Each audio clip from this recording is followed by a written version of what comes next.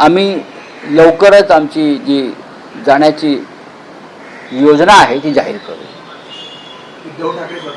नक्कीच नक्कीच. आमचं काल चर्चा झाली, मी त्यांच्या कानावर ही सगळी माहिती घातली, त्यांनाही त्याविषयी माहिती होतीच आणि तेही अस्वस्थ आहेत की जर हे लोक राम मंदिरात चोऱ्या करू शकतात तर निवडणुका चोरणं, मतं चोरणं, बरं विजय चोरणं हे काहीच नाही यांच्यासाठी. यांना राम मंदिरातली दानपेटीतले 5 कोटी चोरताना जर भीती आणि लाज वाटत नसेल तर मतं चोरणं, EVMचा ताबा घेणं, अख्खी निवडणूक ताब्यात घेणं, संविधान ताब्यात घेणं, याचं त्यांना काहीच वाटणार नाही. पण रावसाहेब, तुम्ही जेव्हा भूमिका मांडताना असं म्हणतात की खूप मोठी माणसं आहेत, ब्रिजभूषण शरण असं ब्रिजभूषण शरण सिंग सांगतात. तर समजा जर ह्या प्रकरणाची दखल घेतली जात नसेल तर शिवसेना उद्धव बाळासाहेब ठाकरे पक्षाच्या वतीनं त्या संदर्भात काही तक्रार नोंदवली जाणार आहे का? असं आहे की चौकशी सुरू, असं आहे की तक्रार कशा करता नोंदवायला पाहिजे. अनेक गोष्टी उघड झाल्या, अनेक गोष्टी उघड झाल्या. आम्ही अयोध्येत जाऊन तक्रार दाखल करण्याचा नक्की प्रयत्न करू. अनेक गोष्टी उघड झालेल्या आहेत.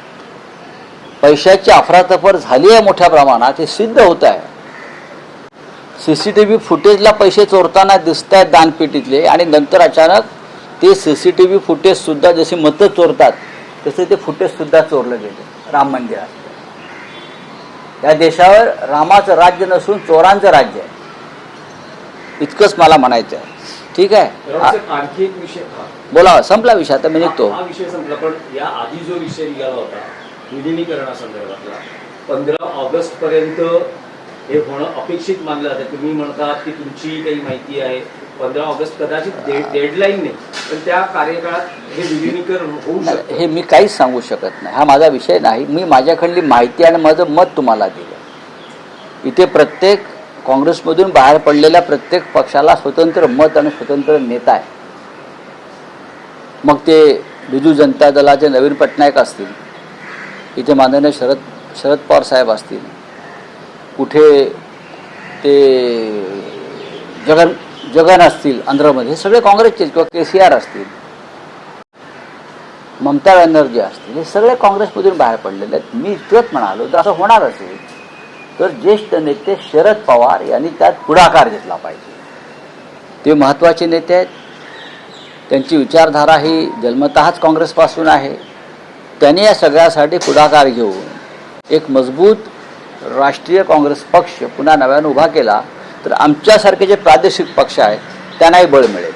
तुम्ही म्हणाल एक महत्वाचा विषय की तुमच्यासारख्या प्रादेशिक पक्षांना बळ मिळेल. जर हा विचार राष्ट्रीय स्तरावर काँग्रेस मजबूत करण्यासाठी होत असेल तर राज्य स्तरावर शिवसेना पक्ष मजबूत करण्यासाठी हा विचार येऊ शकतो का? कारण शिवसेनेपासूनही गेल्या 25 वर्षात अनेक जण बाहेर पडलेली आहेत ज्यांचा मूळ विचार हा शिवसेनेशी सुसंगत आहे. तर अशांना काही आवाहन केलं जाईल का की तुम्ही या मूळ प्रवाहात? बघा, तुम्ही आता विषयाला वेगळी दिशा देऊ नका. आता या क्षणी विषय आहे राष्ट्रीय पक्ष म्हणून काँग्रेस मजबूत करण्याचा, बरोबर आहे. आता प्रादेशिक स्तरावरती असे अनेक पक्ष आहेत, मग द्रमुक अण्णा द्रमुकचं काय करायचं? मग 2 कम्युनिस्ट पक्ष एकत्र येणार का? हे वेगळे वेगळे विषय आहेत. मग इथं शिवसेना आहे, शिवसेनेच्या बाबतीत आम्ही आधी म्हणालो की ज्यांना पश्चाताप झाला असेल, शिंदे गटाच्या लोकांना, म्हणजे अमित शहाच्या गटाला ज्याला पश्चाताप झाला असेल त्यांना मातोश्रीचे दरवाजे उघडे आहेत. नाही रावसाहेब, तुम्ही शिंदे शिवसेनेच्या बाबतीत म्हटलं, पण तुम्ही मनसेच्या बाबतीत हे मत किंवा भूमिका मांडू शकता का? कारण राज ठाकरे की शिंदे जे बाहेर पडले, शिंदे गट हा पक्ष नाही. राज ठाकरे यांचा महाराष्ट्र नवनिर्माण सेना एक स्वतंत्र पक्ष आहे, हे लक्षात घ्या. शिंदे गट किंवा काय ते अजित पवार गट पक्ष नाहीच आहे. हे अमित शहाच्या ठेवलेल्या कंपन्या आहेत, बरं. सिस्टर कन्सर्न ज्याला म्हणतो आपण, त्या आहेत, त्यांनाही पक्ष मानतच नाही. सुप्रीम कोर्टात निर्णय व्हायचा अजून बाकी हे पक्ष आहेत की नाही. पण राज ठाकरे यांचा एक स्वतंत्र पक्ष आहे.